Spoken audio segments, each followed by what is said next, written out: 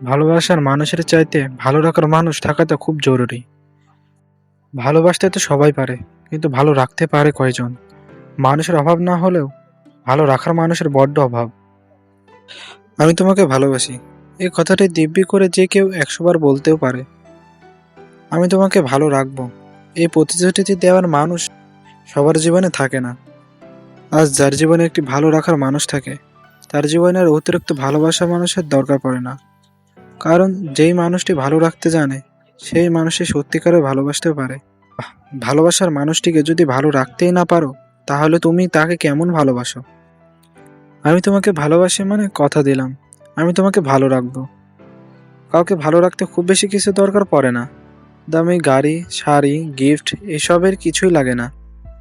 মানুষটি যদি তোমার সাথে থাকতে স্বাচ্ছন্দ্য বোধ করে, তোমার সাথে থেকে নিজেকে হ্যাপি মনে করে, তোমার কেয়ারে নিজেকে ধন্য মনে করে, তোমাকে বিশ্বাস করে নিঃসন্দেহে ঘুমাতে পারে, তুমি না শূন্যতা অনুভব করে, তার মানে মানুষটি তুমি ভালো রাখতে পেরেছো।